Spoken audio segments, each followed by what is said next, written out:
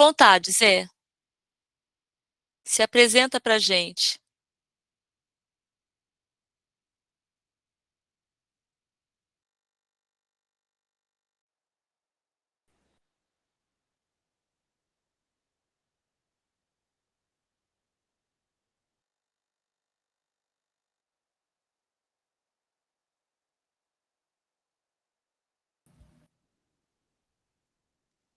Zé, Adri, o oi? microfone dele está mutado, não, a gente não está conseguindo ouvir. Agora É, sim.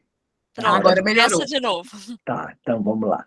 Eu sou o Zé Cláudio Casale, eu sou médico oncogeneticista, sou chefe do departamento de oncogenética do AC Camargo Cancer Center em São Paulo.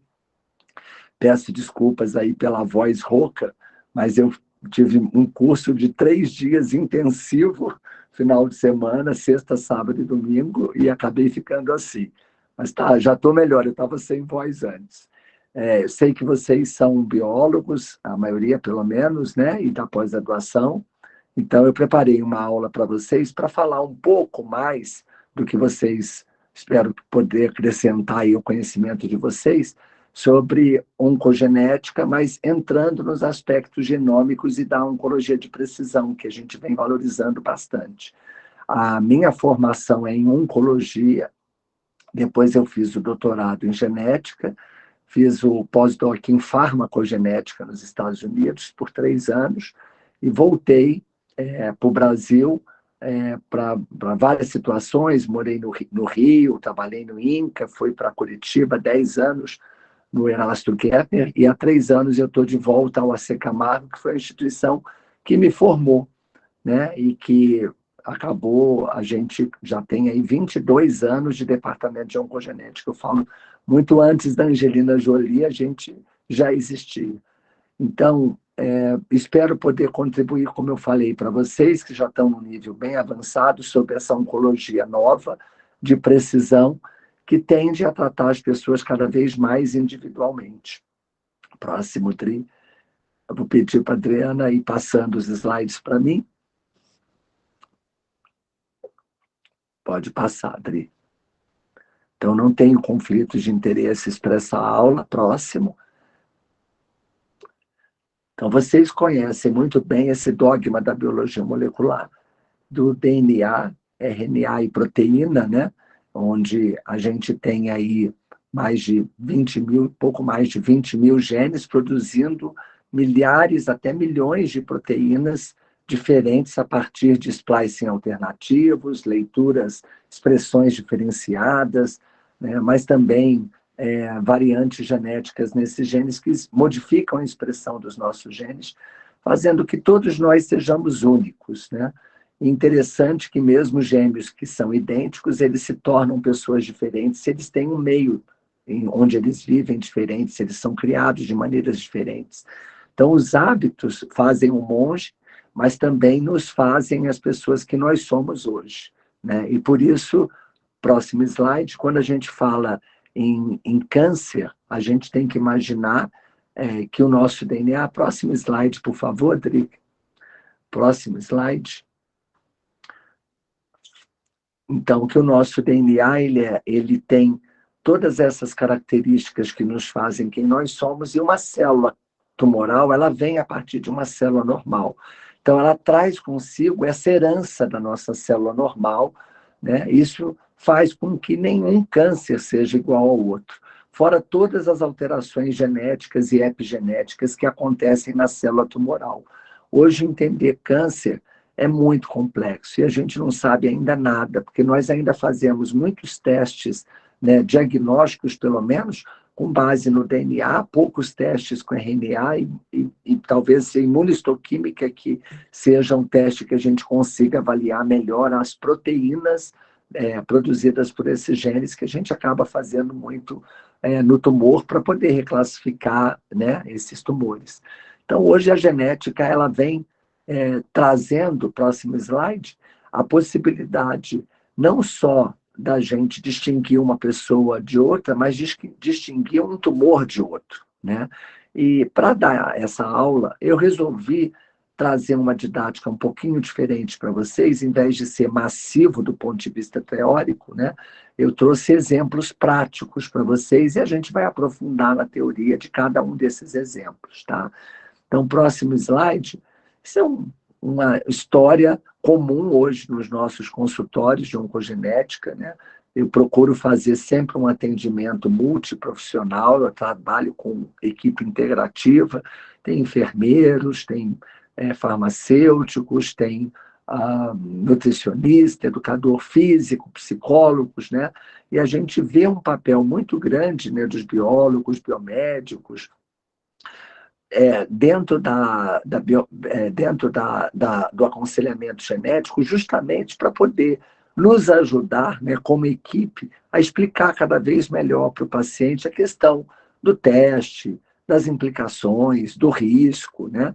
Então, quando a gente pega uma família como essa, em que a gente tem uma paciente que não teve câncer, indicada aí pela SETA, né, que conta uma história, né, de vários cânceres na família, inclusive a mãe com câncer de ovário, que no momento em que ela faz o diagnóstico, essa filha resolve procurar então um médico para saber, gente, será que eu tenho câncer de ovário também? Tem tantos outros tumores na minha família, 3 primas com câncer de mama, e será que a gente investiga quem aqui nessa hora, né? Então, é lógico que a paciente imagina que ela vai ser investigada inicialmente, se não tivesse ninguém vivo da família com câncer, a gente tem essa opção hoje em dia, mas o processo de aconselhamento genético, a gente explica que para que o risco dela possa ser bem calculado, até porque ela pode ter um teste negativo e a gente não sabe se vai ser um teste negativo verdadeiro ou se vai ser um teste negativo porque não achamos a alteração genética da família por causa da limitação dos painéis ainda hoje, que não examinam todos os genes que a gente poderia ter causando câncer de ovário e mama. A gente indicou, então, o teste da mãe. E foi o teste da mãe que acabou, o próximo slide, revelando uma alteração num gene chamado BRIP1. Então, a mãe fez o teste genético, ela foi chamada para o aconselhamento genético, apesar de estar fazendo tratamento, foi indicado o teste genético para ela. E o gene BRIP1, ele é um gene de recombinação homóloga. Eu fiz questão de trazer um gene diferente de BRCA1 e 2, porque BRCA1 e 2 vocês já veem muito, né? Já ouvem muito falar de BRCA1 e 2, mas é um gene que tipicamente pode causar câncer de ovário, inclusive o risco para câncer de ovário é maior do que para mama, e a gente também tem esse fenótipo de câncer de mama na família. No caso aqui, vocês veem que a variante que foi encontrada nesse resultado, né, nesse gene, é uma variante que causa um códon de terminação precoce. Então, o C1315C para T, né, faz com que a arginina, na posição 439, forme um códon de parada precoce, né, de terminação precoce, causando um stop códon, então uma variante nonsense, né, que no exon 9, em heterozigose, não tem frequência populacional, embora essa variante tenha um reference sequence, né, que é esse número aí do DB-SNP, que já tinha sido descrita em populações, mas era a primeira vez que ela estava sendo descrita no Brasil, e isso é muito comum, uma vez que a nossa população ainda é muito pouco explorada em relação a esses testes genéticos. Com base nesse resultado, então, ficou muito mais fácil estudar agora a nossa paciente, que não precisou fazer um painel completo como essa senhora, a mãe dela, fez, mas a gente já fez um painel, já fez um teste genético preditivo, né, que é o teste que a gente faz em assintomáticos, direcionado para essa variante que foi detectada no BRIP1 da paciente. E pode passar o próximo slide. E então, a nossa paciente, né, que nos procurou, ela também era portadora da variante BRIP1. que a gente aprende aqui com esse caso, né? E pôde fazer a salpingoforectomia, depois ela fez a mastectomia, quis fazer a mastectomia profilática. Então, são vários aprendizados que a gente pode ter aqui. Primeiro, que BRCA1 e BRCA2, que são os genes mais comuns, né, e são realmente os mais frequentes, né, eles só respondem a 20 a 25% dos casos de câncer de ovário. A maior parte das alterações genéticas a gente nem detecta ainda, porque são genes que a gente ainda não conhece. Mas existe uma fração, em torno também de 25%, de genes que não são BRCA1 e BRCA2, entre eles o BRIP1. Então, hoje, cada vez mais a gente procura indicar, embora a ANS faça com que a gente faça um passo a passo, né? Primeiro faz BRCA1 e 2 e depois parte para painel. Eu, sempre que possível, começo com painel, porque eu acho que a gente ganha tempo. E hoje em dia é muito melhor pescar com rede do que pescar com vara, né? Sai mais barato para a gente que está no laboratório fazer um painel genético, que praticamente é o custo de fazer um BRCA1 e 2. Né? As técnicas de NGS, elas permitiram a gente um avanço, um barateamento muito grande, inclusive com detecção de copy number variation, né? De avaliação de número de cópias. Então, um teste com painel permite detectar mutações pontuais, mas mutações também, tipo grandes deleções, rearranjos gênicos, tá? Inversões também. Então, essa paciente também optou por fazer, então, a salpingoforectomia, vendo a história da mãe, né? E pela história das primas, ela resolveu no ano seguinte fazer a mastectomia profilática. Ela fez primeiro a salpingoforectomia e depois a mastectomia profilática. Bem, se ela não quisesse fazer a mastectomia profilática, estaria certo? Estaria errado? Vocês acham que ela fez bem? Não sei se vocês não podem levantar a mãozinha, a não ser uma pergunta, mas eu queria que vocês usassem a mãozinha agora para vocês me responderem se vocês acham que ela fez bem.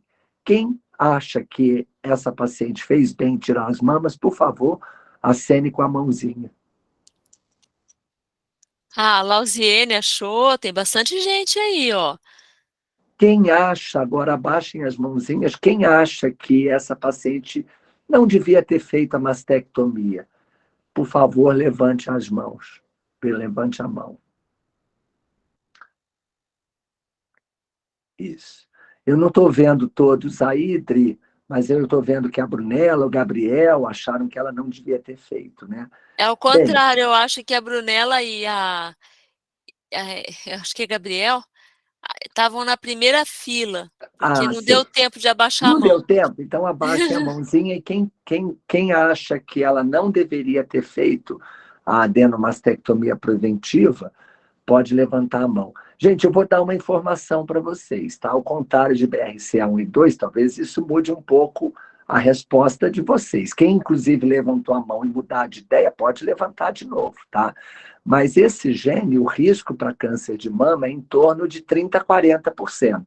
Ou seja, entre 60% a 70% das mulheres que têm variante genética nunca vão desenvolver câncer de mama. E elas podem descobrir essa variante, esse tumor precocemente, às vezes um carcinomicito, ou um tumor numa fase muito inicial, e 60% jamais vão ter nódulos nas mamas, né? Será que a gente não está agindo como uma sobremedida, fazendo uma adenomastectomia nesse caso? Quem tiver, então, achar que ela não deveria fazer, levanta as mãos. Bem, eu não estou vendo aí a quantidade de pessoas, Tem Dri. tem 4. 4, e a turma é de quantos?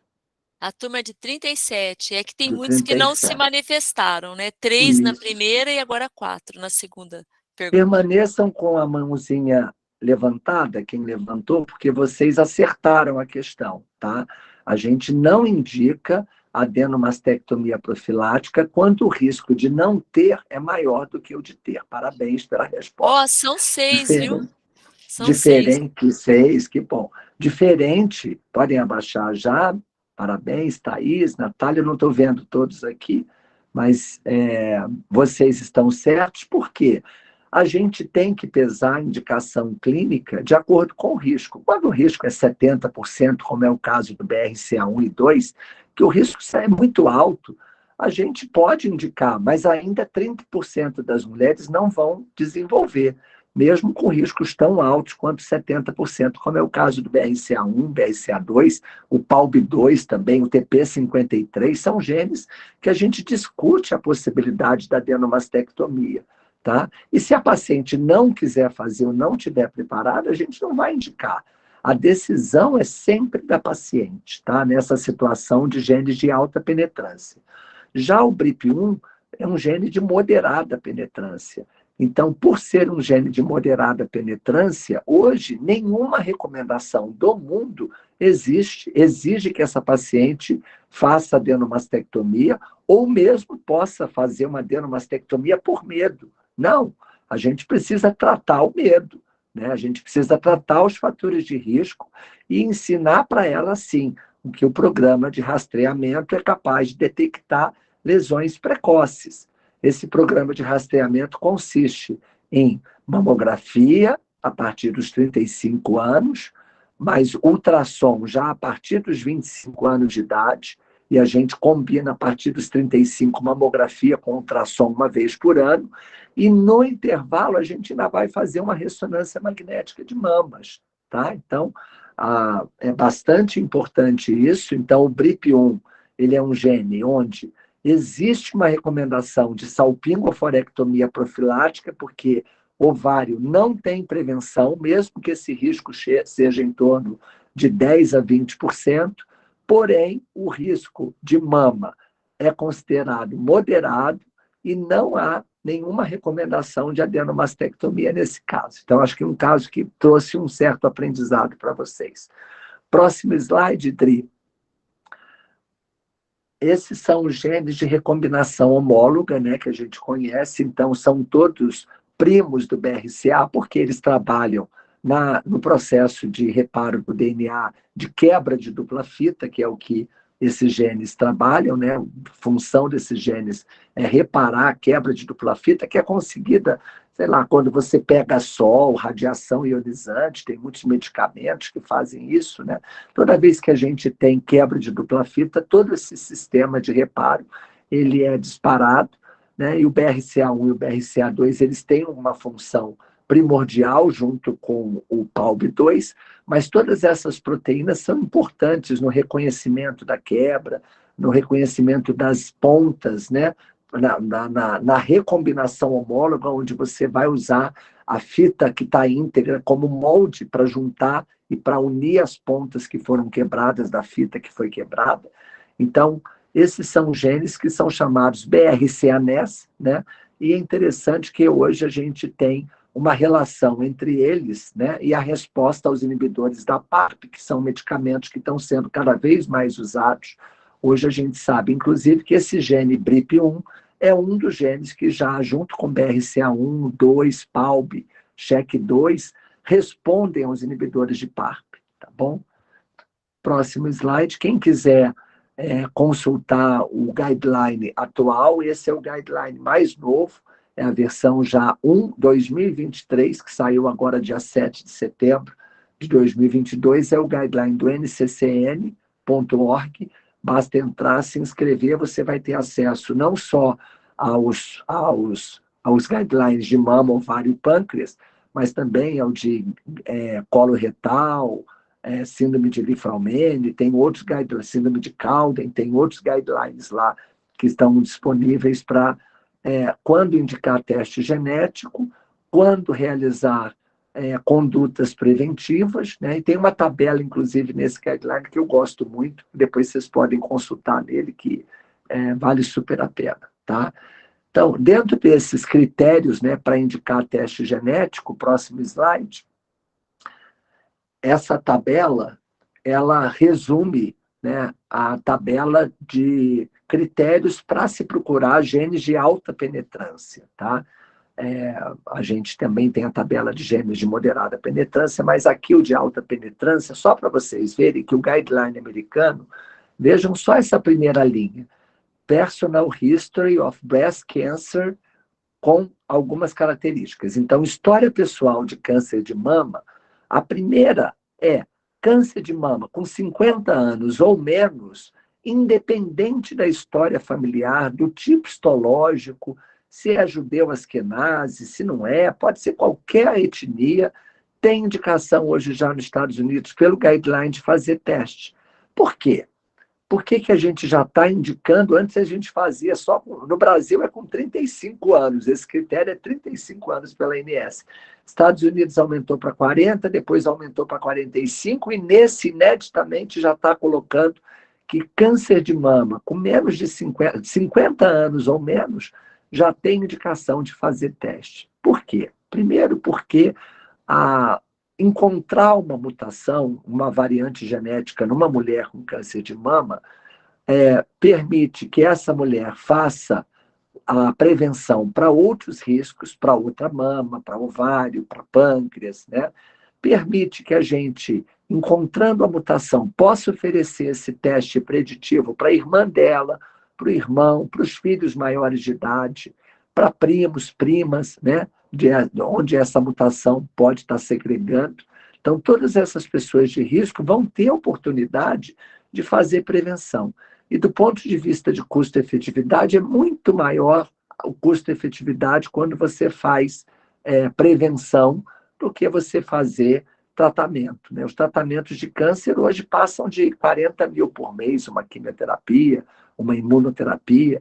Imagina, um tratamento inteiro custa mais de R$1 milhão, né? Então, a gente hoje está falando de prevenção a custo baixo, de identificar essas pessoas que são portadoras e oferecerem, sim, para essas um programa muito completo, onde vai incluir exames de imagem, ultra sofisticados, incluindo abdômen para ver o pâncreas, né? Oferecer, dependendo do risco, a cirurgia profilática, né? Para que evite que essa mulher passe pelo estigma do câncer e que desenvolva, né, a doença ao longo da vida. Então, a gente já tem hoje, né, muito claro que é custo efetivo oferecer o teste genético nessa situação, por exemplo. E aqui vocês vão ver outras situações também. Bem, o segundo motivo aumentou muito por conta do tratamento. Se eu encontro variantes nesses genes, principalmente BRCA1, BRCA2, né, mas talvez aí o BRIP, o PALB, né, a gente já está falando sobre isso, eu posso indicar uma terapia de manutenção com os inibidores da PARP1, né, que são hoje medicamentos, tem o olaparib, o niraparib, tem vários medicamentos hoje que podem ser usados depois de um tratamento com quimioterapia ou hormonioterapia, para que essa paciente diminua o risco de recorrência. Eles são altamente eficazes. Eles já foram usados inicialmente para casos metastáticos, hoje eles já estão sendo usados como manutenção, e a pessoa vai fazer durante 2, 3 anos esses inibidores da PARP. Então, hoje, achar uma variante genética numa paciente com câncer de mama, mesmo que ela não tenha história familiar, né, é importante porque isso muda o prognóstico. Tem implicações também de tratamento, além das implicações de risco. Então, a oncogenética também é oncogenômica, ela tem um lado da genética, mas também tem um lado da oncologia. Próximo slide. E assim começou essa era da oncologia de precisão. Opa, eu acho que esse não é a minha apresentação, não. Peraí, só um pouquinho. Eu vou tirar aqui. Começou a era da oncologia de precisão, onde a gente tem, então, a possibilidade de fazer tratamentos até individualizados, né? Você vê essas revistas lá de 2003 já prevendo no futuro uma oncologia de precisão. Logo depois que o genoma foi descoberto, já se começou essa noção, né? Vocês vão ter uma aula que eu vou dar também de farmacogenética, então não vou entrar na questão da farmacogenética hoje. Próximo slide. Entender os passos da carcinogênese são fundamentais para a gente poder não só tratar câncer, mas para a gente prevenir, né? Que vias genéticas esse tumor está utilizando. Vocês veem aí nessa publicação desse ano que aqueles 10 passos da carcinogênese que o Hanahan e Weinberg já tinham passado, eles foram aumentados, né? Agora com mais 4 pontos, né? Falando aí de reprogramação epigenética, de plasticidade fenotípica, de senescência das células, né? E até do microbioma, né? Do papel do microbioma, né? Da pessoa, não é só o do microbioma fecal, mas o microbioma da pessoa. Inclusive, hoje já se fala de microbioma tumoral. Tem tumores que têm bactérias dentro e que, se você tratar, às vezes, com antibiótico um tumor, você reverte a resistência à quimioterapia. Mas isso é muito complexo, né? Próximo slide. Vejam nesse slide um cariótipo, né? Aqui é um cariótipo espectral, né? Aquele SCAI, aquela técnica que colore cromossomos de uma linhagem celular de câncer de mama, mostrando a complexidade genômica, a instabilidade genômica de um câncer de mama, a quantidade de cromossomos extras que a gente está vendo aqui, né? 6 cromossomos 1, quantidade de translocações, né? Então, a gente vê nesses cromossomos multicoloridos, né? Fundindo genes, rompendo genes no meio, né? Parando de fazer genes funcionarem, fazendo agora proteínas de fusão, quando você junta um gene com outro gene, produz uma proteína quimérica. Então, tudo isso está acontecendo ao mesmo tempo, né? E pior, próximo slide. O câncer evolui, ele muda com o tempo. Então, tudo aquilo que você viu antes pode mudar ao longo do tempo. Às vezes, um tumor inicial tem um monte de alterações genéticas e nós vimos ali só as alterações macroscópicas, né, se a gente puder chamar um cromossomo de macro, né, fora as mutações pontuais, fora as alterações epigenéticas que esse tumor tem. Então, é muito complexo do ponto de vista de cariótipo, mas também do ponto de vista de alterações pontuais e epigenômicas, né? Então, aqui a gente vê claramente que, ao longo do tempo, aquelas alterações que vão aparecendo no tumor, elas mudam em função do tumor estar crescendo, de surgir um clone que é mais competitivo e que ganha espaço dentro daquele tumor. Então, às vezes, uma mutação nova traz vantagem seletiva e aquele clone se expande e os outros estão crescendo menos, ficam para trás. O tumor ele vai mudando com o tempo. E ele muda também com o tratamento. À medida que você faz um tratamento, as células sensíveis morrem e as células resistentes permanecem e vão dar origem a um novo tumor quando ele recidiva. Mais ainda, as metástases podem ter clones diferentes do tumor e elas podem ser diferentes entre si. Então, hoje, o câncer ele é considerado policlonal, ele é sempre, evolutivamente, ele vai se modificando, e não dá, por exemplo, hoje, com as técnicas de biologia molecular, para você estudar uma doença hoje, pegando um bloco lá de trás, lá do diagnóstico, porque aquele tumor hoje já não é mais aquele tumor do início. Então, a gente procura, sempre que possível, quando a gente quer fazer uma análise genômica tumoral e estudar essas vias genéticas do tumor, a gente precisa ter uma biópsia nova, que nem sempre é possível, né?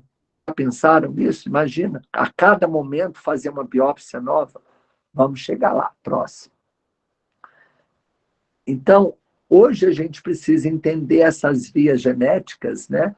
E essa via que eu estou aqui são várias vias ao mesmo tempo, mas enfatizando a via do PIK3CA, AKT, mTOR, tá? Mas como essas vias elas se cruzam, né? E aqui um exemplo minúsculo de uma das vias genéticas mais utilizadas pelos tumores para crescer, onde a gente pode ter muitos pontos de ação, né?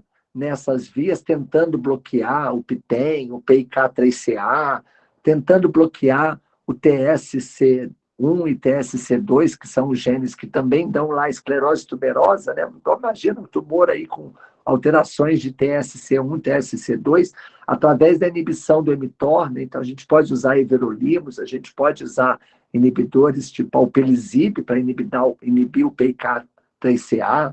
A gente tem vários pontos aqui que aos poucos a gente vai bloqueando, fazendo com que esse controle tumoral possa ser atingido. Então, a oncologia de precisão, ela parte do princípio onde a gente pode atuar tratando os tumores de maneira cada vez mais individualizada.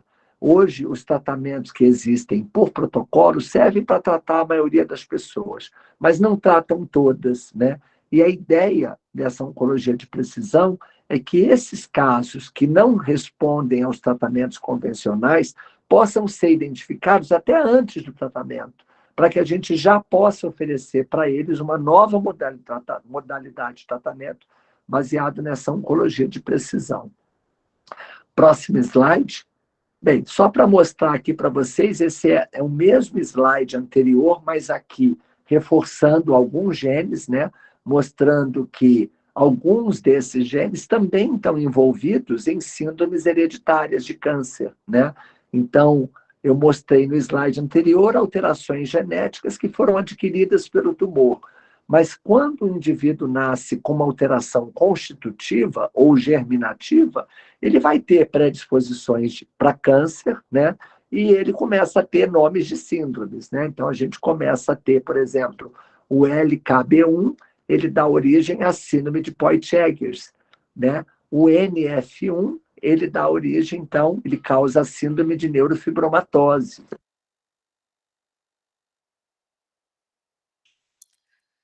Silenciou aí, Zé? Será que o Zé Cláudio caiu? Vamos aguardar um pouquinho? Não estou ouvindo, Zé. Opa, estou aqui. Desculpa, Fala entrou. de novo.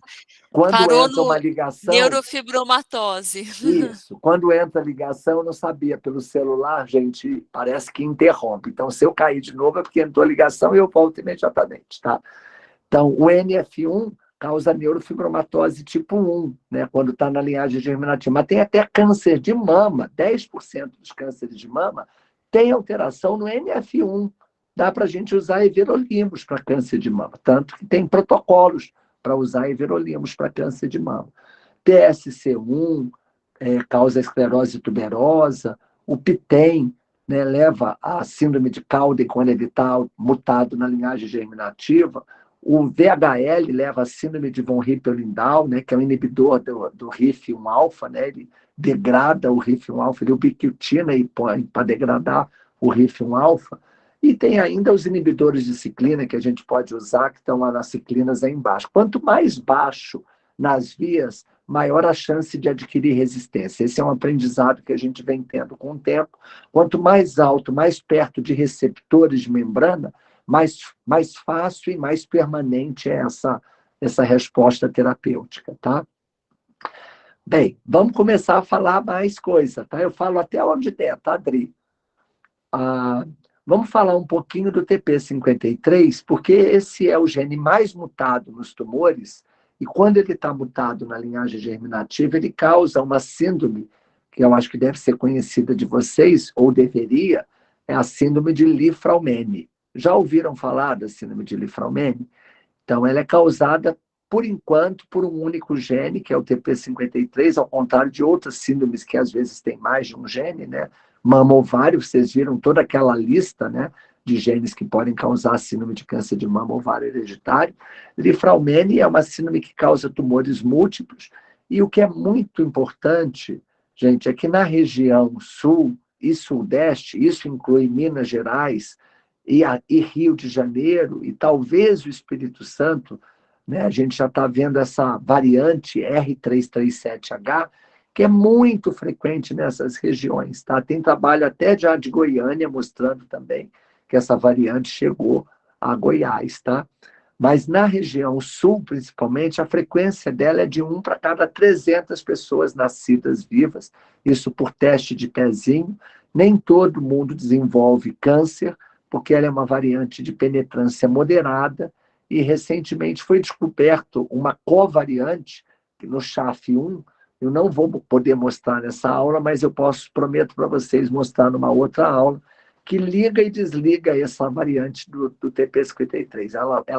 Quando ela está presente com o SHAF1, ela causa câncer, e quando ela não tem essa covariante, só essa variante TP53 R337H não é suficiente para causar câncer, tá? Então, a gente hoje tem uma variante brasileira, ela não é brasileira, de fato, ela foi importada, né, como todos nós aqui, tirando os que são indígenas, né?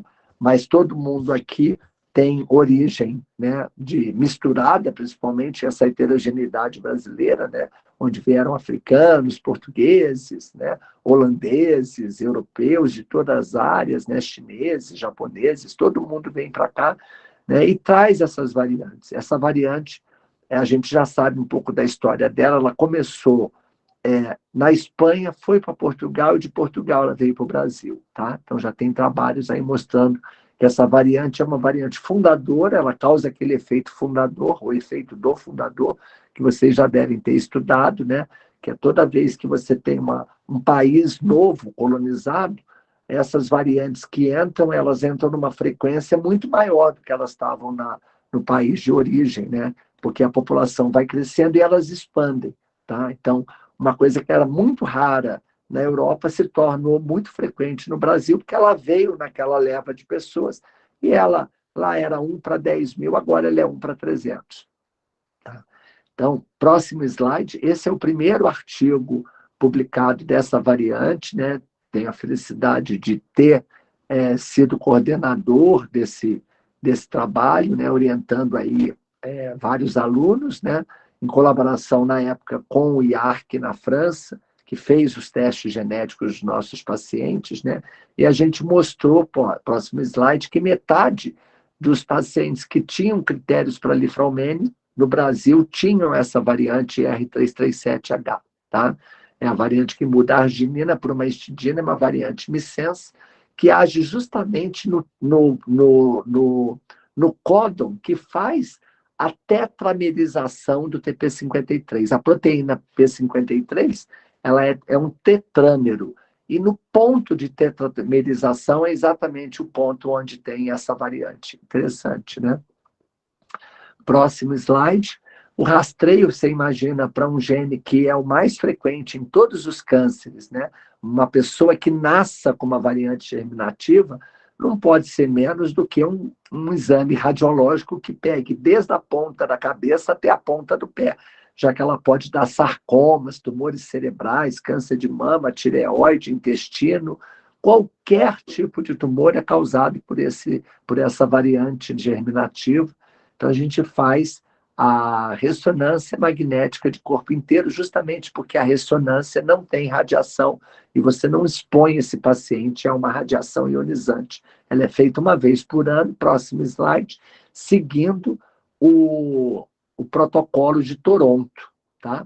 Que está aqui, depois vocês vão ter todos esses slides, então não se preocupem em anotar. Vamos andar, acho que dá mais um pouquinho aqui para a gente falar. A gente tem, próximo slide, um outro caso, tá? Queria só mostrar para vocês do exame que esse paciente que teve câncer coloretal teve, né? Foi solicitado para esse paciente, né?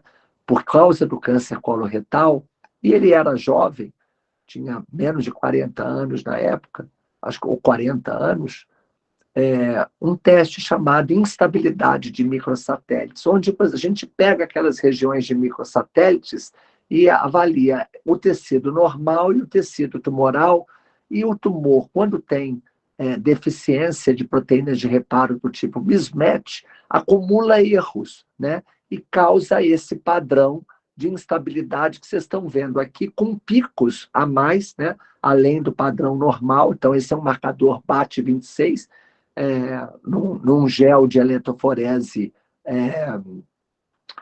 sem desnaturação, tá? Onde a gente vai ver vários picos, e esses picos todos adicionais do lado esquerdo mostram que esse marcador era instável. A gente testa 5 marcadores, quando 2 são instáveis, a gente já considera o tumor como instável, tá? Então, esse aqui é um resultado de instabilidade de microsatélites, e esse paciente, por ter a instabilidade de microsatélites, ele também fez a imunohistoquímica, próximo slide, das proteínas de reparo do DNA, que são as proteínas de mismatch. E não foi surpresa, né? Ele tinha realmente uma deficiência das proteínas MSH2 e MSH6. A expressão dessas proteínas normal é ser expressa, e a ausência que é o patológico. Então, o MSH2 ele se dimeriza com MSH6, quando apaga MSH2, apaga também esse MSH6, sugerindo, então, que esse paciente pudesse ter uma alteração até germinativa pela idade dele no gene MSH2. Você vê que a gente não fez teste genético ainda germinativo. Nós estamos procurando através da história dele, nem história familiar ainda, tá? Mas a história dele, por ser um paciente jovem com câncer coloretal, que era um tumor que tinha um tumor instável, né? MSI high, instabilidade de microsatélites alta, e que a expressão de imunistoquímica, né, das proteínas de reparo revela uma expressão deficiente, era um tumor deficiente para as proteínas de reparo do DNA, assim que a gente fala. Proficiente, se elas tivessem as 4 expressas, tá bom? E aí, ele já foi encaminhado, então, para o aconselhamento genético, próximo slide. E no aconselhamento genético, a gente viu, de fato, que ele tinha uma história familiar para síndrome de Lynch e tinha confirmado uma alteração, uma mutação germinativa no gene MSH2, que era o que a gente suspeitava já tanto pela instabilidade quanto pela imunistoquímica. Então, ele está indicado aqui pela seta, tem 2 filhas, estava preocupado, mas as filhas são menores, a gente não faz teste em criança quando não tem risco para a infância, mas uma história de repetição de tumores coloretais na família, como vocês podem ver aí pelo lado materno. A mãe dele já falecida, e ninguém tinha pensado em síndrome de Lynch até que ele fosse diagnosticado. Infelizmente, ele já tinha um quadro metastático, a doença dele já tinha envolvido o peritônio, esse paciente acabou fazendo quimioterapia, fez vários tipos de tratamento, estava praticamente em cuidados paliativos. Só para eu mostrar para vocês, o próximo slide, mas há muito tempo, desde 2011, os Estados Unidos recomendam que todo paciente com câncer coloretal e, mais recentemente, também com câncer de endométrio, seja feito o teste de instabilidade de microsatélites, ou molecular, como eu mostrei no início, né, por PCR, ou a instabilidade por imunistoquímica. No AC Camargo, há 6 anos, a gente já faz de rotina o teste por imunistoquímica em qualquer paciente que tenha diagnóstico de câncer coloretal e de endométrio. A gente sabe que isso não é a rotina em nem 10% dos serviços brasileiros, tá? Então é muito importante vocês terem em mente isso, caso vocês forem trabalhar em serviços de patologia, que esse é um teste recomendado para esses tipos de tumores. Bem, esse paciente, então, estava progredindo ao tratamento, e aí foi quando eu, né, como oncogeneticista, sugeri que, com tantas metástases e com a impossibilidade de levá-lo para uma nova cirurgia, sabendo que o tumor já tinha sofrido seleção com os tratamentos que ele tinha feito, sugeri que a gente utilizasse uma técnica chamada de biópsia líquida. Próximo slide.